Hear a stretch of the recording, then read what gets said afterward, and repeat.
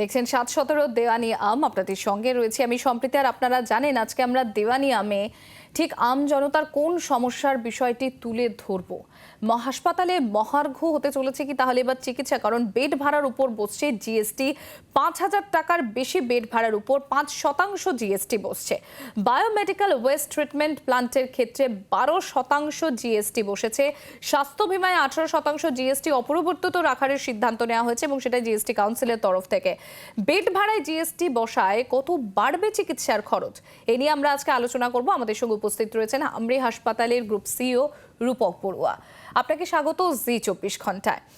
এই যে যেটা জানা যাচ্ছে যে ৫,০০০ টাকার বেশি বেড ভাড়া হলে সেখানে ৫% জিএসটি বসছে, তার পাশাপাশি ১২% জিএসটি বসছে ওয়েস্ট ট্রিটমেন্ট প্লান্টের ক্ষেত্রেও।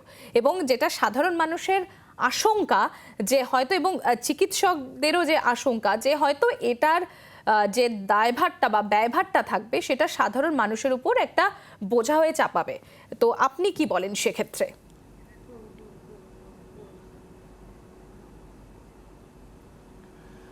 দেখুন, প্রাইভেট হাসপাতালে যে ট্যাক্স কিংবা যে জিএসটি যেটাই একটা ইমপ্লিমেন্ট হবে সেটা কিন্তু ডাইরেক্ট কিন্তু পেশেন্টের কাছেই একটা ইম্প্যাক্টটা হবে।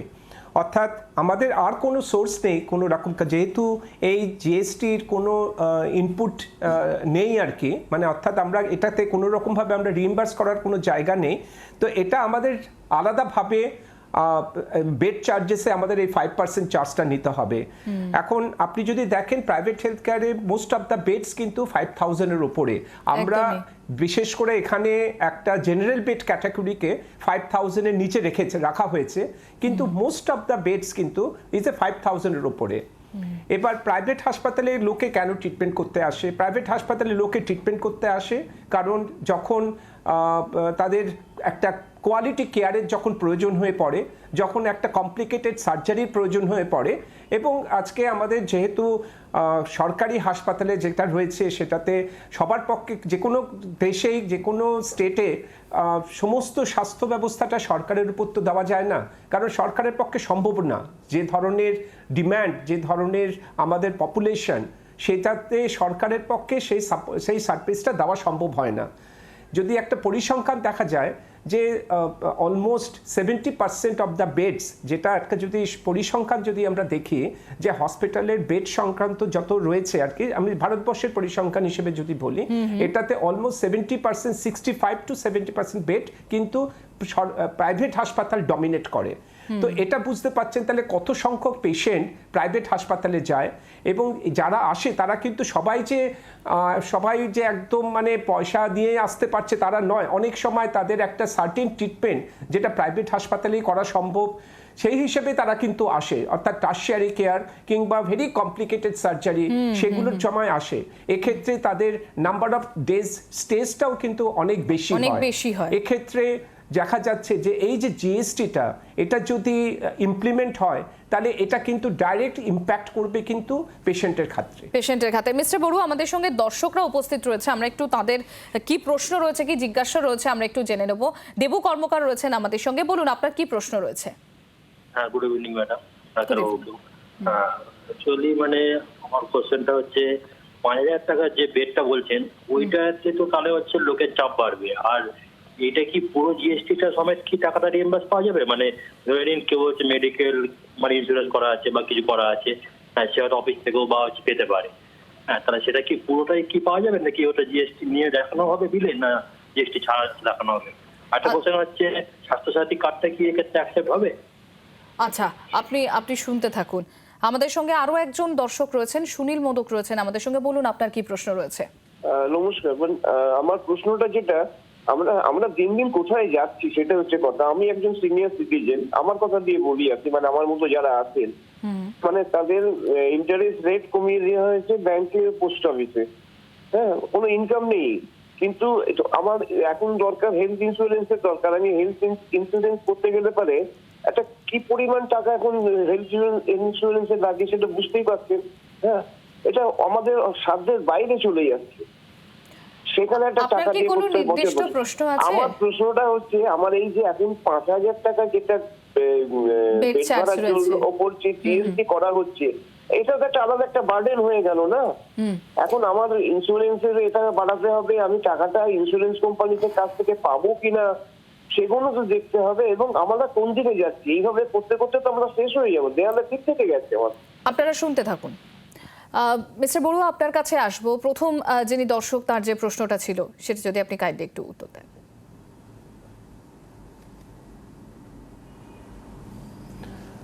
প্রথম প্রশ্নটা যেটা বলছেন আর কি, যে 5,000 টাকার ওপরে যে বেড চার্জেস, আরেকবার একটুখানি শুনে নিই যে বেড, এটা কি বেড প্রশ্নটা করা হয়েছে, যে 5,000 টাকার উপর বেড চার্জেস কিংবা ইন্স্যুরেন্সের ক্ষেত্রে, আমি দুজনের ক্ষেত্রেই বলছি। হ্যাঁ, আমি বলে দিচ্ছি প্রশ্নটা। যিনি প্রথমে ফোন করেছিলেন, দেবু কর্মকার, তার প্রশ্ন ছিল হচ্ছে যে 5,000 টাকার উপর বেড ভাড়ায় যে জিএসটিটা লাগু হচ্ছে, সেটা কি জিএসটি সমেত রিএমবার্সমেন্টে, মানে যে সমস্ত ইন্স্যুরেন্স বা স্বাস্থ্য বীমা রয়েছে তাদের কাছ থেকে পাওয়া যাবে? আর তার সঙ্গে সঙ্গে সেক্ষেত্রে স্বাস্থ্যসাথী কার্ডের ক্ষেত্রেও এটা অ্যাপ্লিকেবল হবে কিনা? এই দুটো প্রশ্ন ছিল। আমার যে দুজন দর্শকেরই যে প্রশ্ন, যেটা আমার মনে হয় একই রকম আর কি, মানে প্রত্যেকেরই জিজ্ঞাসা একই জায়গায়, যে এই যে 5,000-এর ওপর যে জিএসটিটা যেটা পড়ছে, তাতে আমাদের ইনপুটটা আমরা পাবো কিনা, আর ইন্স্যুরেন্স কিংবা স্বাস্থ্যসাথীতে এইটা কতটা আমরা রিইম্বার্স, মানে অ্যাকসেপ্টেড হবে আর কি। প্রথম কথা বলে রাখি, এখনো পর্যন্ত এটাতে নোটিফিকেশনটা আসেনি। মানে জিএসটি যেটা, এটা জিএসটি কাউন্সিলে প্রপোজালটা এসছে, নোটিফিকেশন এখনো আমরা পাইনি। নোটিফিকেশন আমরা এক্সপেক্টেড যে মেবি 18th of জুলাই আমরা নোটিফিকেশন পাবো। এই নোটিফিকেশনের পর আমরা যত আমাদের ইন্স্যুরেন্স কিংবা টিপিএ যারা আছেন তাদেরকে আমরা অ্যাপ্লাই করব, এবং মনে হচ্ছে যে এটা যেহেতু এটা সরকারি একটা সিদ্ধান্ত, সেক্ষেত্রে এটার ইনপুট, এটা হয়তো রিইম্বার্সমেন্টটা হবে, অর্থাৎ ইন্স্যুরেন্স থেকে ওরা অ্যাকসেপ্ট করবে এই 5% এক্সট্রা যে জিনিসটা, সেটা ইন্স্যুরেন্স অ্যাকসেপ্ট করবে। আর স্বাস্থ্যসাথী যে স্কিম যেটা, সেটা তো একটা লো কস্ট স্কিম, এটা একটা সরকারি একটা স্কিম, এবং মোস্টলি এটা কিন্তু একটা প্যাকেজের মধ্যে, এটা কিন্তু কোনো রকম তার মধ্যে কিন্তু কোনো রকম এক্সট্রা আমরা বেড চার্জেস হিসেবে নিতে পারি না। যে স্বাস্থ্যসাথীর পুরো ট্রিটমেন্টটা হয়, যত রকম ট্রিটমেন্ট প্রসেস আছে প্রত্যেকটা একটা প্যাকেজের মধ্যে হয়, তাতে বেড চার্জেস কোনো এক্সট্রা লাগে না, এবং এটা জিএসটিটা তার মধ্যেই ধরা থাকবে, অর্থাৎ আমরা বেড চার্জ আগে আলাদা করে কিছু নিই না। আর স্বাস্থ্যসাথী পেশেন্টদের যে বেড চার্জ যেটা, সেটা সবসময় 5,000-এর নিচে, যেখানে এই জিএসটি লাগু হবে না। তো স্বাস্থ্যসাথীর ক্ষেত্রে এটা কোনো রকম এফেক্ট হবে না। ইন্স্যুরেন্সের ক্ষেত্রে যারা 5,000-এর উপর, যারা মোস্ট অফ দ্য পেশেন্টস 5,000-এর ওপরেই তারা থাকেন, সেক্ষেত্রে এটা জিএসটি ইন্স্যুরেন্স থেকে এটা ক্লেমটাকে অ্যাপ্রুভ করা যাবে, এবং এটা পাওয়া যাবে। আচ্ছা, আমাদের সঙ্গে দর্শকরা রয়েছেন। বিশ্বরূপ দাস রয়েছেন আমাদের সঙ্গে। বলুন, আপনার কি প্রশ্ন রয়েছে? হ্যালো। হ্যাঁ, বলুন, আপনার কি প্রশ্ন রয়েছে? আমি বলছি যে এই যে সিনিয়র সিটিজেনের যে ক্ষেত্রে আমাদের পক্ষে এখন ন্যাচারালি একজন দর্শক অলরেডি বললেন যে আমাদের ইনকামটা কমে যাচ্ছে, যাদের পেনশন নেই তাদের তো ইনকামটা কমে প্রশ্নটা গেছে। কাইন্ডলি বিশ্বরূপ বাবু যদি একটু বলেন। হ্যাঁ, আমি বলছি আমাদের যারা সিনিয়র সিটিজেন আমাদের মতন, যাদের কি ইনকামটা গ্র্যাজুয়ালি কমে যাচ্ছে, বিকজ ইন্টারেস্ট রেট কমছে, পেনশন, তাদের ক্ষেত্রে কি স্বাস্থ্যসাথী কার্ডের থ্রুতে মানে ভর্তি হওয়ার সুযোগটি কি থাকবে? আচ্ছা, আপনি শুনতে থাকুন। আমাদের সঙ্গে আরো একজন দর্শক রয়েছেন, প্রীতিশ দাশগুপ্ত রয়েছেন। বলুন, আপনার কি প্রশ্ন? নমস্কার ম্যাডাম। হ্যাঁ, নমস্কার, বলুন।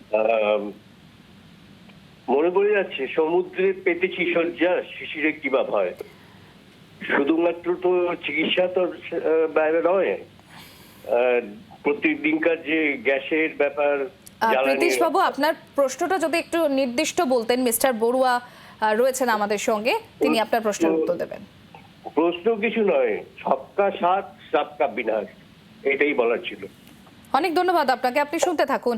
মিস্টার বড়ুয়া, ঠিক এই জিনিসটাই আপনার কাছে জানতে চাইবো, যিনি আমাদের একটু আগেই দর্শক যিনি ফোন করে জানতে চাইছিলেন যে উনি সিনিয়র সিটিজেন, তো সেক্ষেত্রে স্বাস্থ্যসাথী কার্ড নিয়ে উনি যদি কোনো বেসরকারি হাসপাতালে এই মুহূর্তে ভর্তি হতে যান, সেক্ষেত্রে এই সুবিধাগুলো যে আপনি বললেন যে অতিরিক্ত যে চার্জটা সেটাতে রিএমবার্স করা যাচ্ছে, সেই সুবিধাটা কি পাবেন কিনা?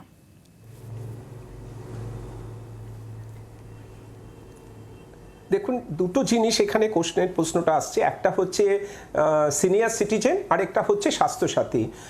স্বাস্থ্যসাথীর ব্যাপারে তো আমি আগেই বললাম, স্বাস্থ্যসাথী পুরো স্কিমটা করা হয় প্যাকেজের মধ্যে, অর্থাৎ যে কোনো একটা ট্রিটমেন্ট সেটা প্যাকেজের মধ্যে হয়, একটা লামসাম প্যাকেজের মধ্যে হয়। ওখানে বেড চার্জেস বলে আলাদা করে কিছু থাকে না, সব প্যাকেজের মধ্যে ধরা থাকে। এবং মোস্ট অফ দ্য বেডস যত আমাদের ইরেসপেক্টিভ অফ এনি হসপিটাল, প্রত্যেকে সবারই স্বাস্থ্যসাথী বেড ক্যাটাগরিতে, জেনারেল বেড ক্যাটাগরি অর্থাৎ 5000-এর নিচে রাখা আছে, সেখানে কোনো জিএসটি লাগে না। সুতরাং স্বাস্থ্যসাথী নিয়ে যাদের স্বাস্থ্যসাথী কার্ড আছে তাদের কোনো চিন্তার কোনো ব্যাপার নেই, সেটা অলরেডি ইনক্লুডেড, এবং সেটা স্বাস্থ্যসাথী কার্ড দেখালেই আপনার জিএসটি থাকুক কি না থাকুক সেটা নিয়ে আপনাদের কোনো টেনশন নেই। আরেকটা যেটা ডিসকাশন চলছে যে সিনিয়র সিটিজেন নিয়ে, হ্যাঁ অফকোর্স সিনিয়র সিটিজেন যারা বলছেন যে সব দিকে ইন্টারেস্ট কমে যাচ্ছে, সিনিয়র সিটিজেনদের উপর একটা বার্ডেন পড়ছে, এটা তো স্বাভাবিক। যে আজকে যদি এইভাবে আমরা শুধুমাত্র এটা জিএসটি নয়, যে মানে আমরা অনেক রকমভাবে অ্যাপিল করেছি আমরা সেন্ট্রাল গভর্নমেন্টকে, যে অনেক রকম জায়গায় যেখানে যে ট্যাক্সগুলো যেগুলো রয়েছে কিংবা কাস্টমস ডিউটি, যেটাতে কিনা হেলথ কেয়ারটাকে আরও বেশি অ্যাফোর্ডেবল করা যায়, সেই সমস্ত জায়গাতে আমরা অনেক রকমভাবে আমরা অ্যাপিল করেছি। আমরা আমাদের যত সংগঠন রয়েছে সেখান থেকে আমরা অ্যাপিল করেছি যে কাস্টমস ডিউটি, যে সমস্ত ইকুইপমেন্টসে ইনস্ট্রুমেন্টসে যেগুলো লাগে সেই সমস্ত ক্ষেত্রে যাতে কমিয়ে দেওয়া যায়। কারণ আমরা একদিকে বলছি হেলথ ফর অল, এবং অ্যাফোর্ডেবিলিটির জন্য যে সবথেকে বড় যে জিনিসটা করছি, সেটাতে কিন্তু আমাদের এইভাবে যদি ট্যাক্স কিংবা জিএসটি বাড়ে, আলটিমেটলি কিন্তু সাধারণ মানুষ যারা কমন সিটিজেন কিন্তু এফেক্টেড হবেন। সেক্ষেত্রে সিনিয়র সিটিজেনরা ওই কমন সিটিজেনদের মধ্যেই পড়ছেন এবং তারাও কিন্তু এফেক্টেড হবেন। এবং আপনি শুরুতেই যেটা বললেন যে আদার দ্যান দ্যাট যে কোনো স্কিম থাকছে, প্রাইভেট হেলথ কেয়ার খুমসটাই জিনিসটা এক্সপেন্সিভ হয়ে যাচ্ছে, আরো বেশি এক্সপেন্স হয়ে গেলে সাধারণ লোকের হাতের বাইরে চলে যাবে। Mister Barua, biomedical waste treatment প্ল্যান্টের ক্ষেত্রেও 12% জিএসটি বসানোর একটা প্রপোজাল দেয়া হয়েছে। এটা লাগু হওয়ার ফলে আরো কতটা এফেক্ট পড়তে পারে সাধারণ মানুষের উপর, আপনার কাছ থেকেই উত্তরটা নেব। একটা ছোট্ট বিরতি আমরা নিয়ে নিচ্ছি, 7:17-তে ফিরে আসছি, এখনই সঙ্গে থাকুন।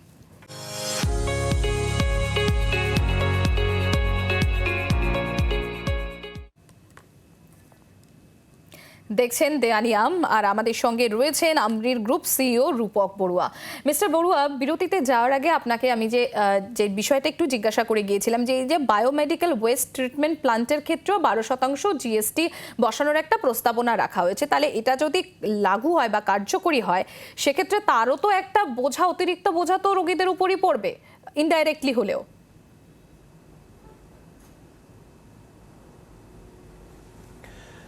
দেখুন, ডাইরেক্টলি কিংবা ইনডাইরেক্টলি যে কোনো একটা জিনিস, যে কোনো একটা ট্যাক্স, যে কোনো কিছু যদি চাপিয়ে দেওয়া হয় সরকারের থেকে, যেভাবেই হোক, সেটা কনজিউমেবলের মধ্যে হোক, মেডিসিনে হোক, কিংবা বায়োমেডিক্যাল ওয়েস্ট ম্যানেজমেন্টেও হোক, প্রত্যেকটা জিনিসেরই কিন্তু যে রিপেল এফেক্ট যেটা আছে, সেটা কিন্তু ultimately end of the day কিন্তু পেশেন্টের কাছেই কিন্তু এটা যে পার্সেন্টই বাড়ছে। কারণ যেই আপনার 12% biomedical waste management is one of the most important part of any হসপিটালের যে ওয়েস্ট ম্যানেজমেন্ট যেটা আছে বায়োমেডিক্যাল, এটা আমরা সবাই আউটসোর্স করে দিয়েছি। অর্থাৎ সেটা পলিউশন কন্ট্রোল বোর্ডের ডিরেকশনে যে কয়েকজন আউটসোর্স এজেন্সি যারা রয়েছে, তারা এই বায়োমেডিক্যাল ওয়েস্টটাকে ম্যানেজমেন্টটা করে। তাদেরকে যখন 12% জিএসটি চার্জ করা হবে, তারাও তখন সেইভাবে হসপিটালকে চার্জ করবে এই 12% এক্সট্রা। এবার এই 12% এক্সট্রা যখন হসপিটাল চার্জ করবে বায়োমেডিক্যাল ওয়েস্ট ম্যানেজমেন্টে, আমাদের পার বেডে কস্টটা পড়ে, যে আমাদের একটা পার বেডে একটা পার্টিকুলার একটা অ্যামাউন্ট আছে যেটা বায়োমেডিক্যাল ওয়েস্ট ম্যানেজমেন্ট চার্জ করে। সেটা যদি এক্স অ্যামাউন্ট হয়, এরপরে ওটা এক্স প্লাস অ্যামাউন্ট হবে। এই যে প্লাস অ্যামাউন্ট যেটা হবে, সেটা আমাদের পেশেন্টদের কাছ থেকেই রিয়ালাইজ করতে হবে, ব্যাপারটা রিসাইকেলের মতো হয়ে যাচ্ছে। পেশেন্ট কিন্তু সাফার করছে। এই যে আমরা আজকে বলছি রিসাইকেলের মতন হয়ে যাচ্ছে। এবার আমরা যেটা বলছি, এই যে আমাদের আগের দর্শক যারা বললেন যে এটা আমরা ইন্স্যুরেন্স থেকে পাবো কিনা, আজকে ইন্স্যুরেন্স থেকে ডেফিনেটলি এটা ইন্স্যুরেন্স থেকে পাওয়া যাবে। এবার ইন্স্যুরেন্স থেকে যখন এটা অ্যামাউন্টটা পাওয়া যাবে, ইন্স্যুরেন্সও যখন দেখবে তার খরচাটা বাড়ছে, ইন্স্যুরেন্স কিন্তু তখন প্রিমিয়াম কস্টটাকে বাড়িয়ে দেবে। তো যেটা অলরেডি 18% জিএসটি তার উপরও পড়েছে, কোনো রকম ভাবে যদি ট্যাক্স যেভাবে আসবে, তারপরে পড়েছে, এইভাবে বাড়তে থাকছে আর কি। একদমই। প্রাইভেট হেলথ কেয়ার কিন্তু এমনিতেই একটা বিরাট এক্সপেন্সিভ জায়গায় চলে যাচ্ছে, কারণ এটাতে ইনভেস্টমেন্টটা প্রচুর ইনভেস্টমেন্টের প্রয়োজন হয়। এই যে কোয়ালিটি কেয়ারের জন্য আজকে যে প্রাইভেট হাসপাতালে লোকে আসছে, তো অনেক রকম কষ্ট করে হলেও তারা যখন প্রাইভেট হাসপাতালে আসতে চাইছে, সেটা কিন্তু because of the quality treatment and সব কমপ্লিকেটেড সার্জারি এখানে সম্ভব। এই একেবারে, কিন্তু আজকে যে জায়গার দিকে এগোচ্ছে তাতেই কোয়ালিটি ট্রিটমেন্ট পাওয়াটাই মানুষের উপর একটা বোঝা হয়ে দাঁড়াবে।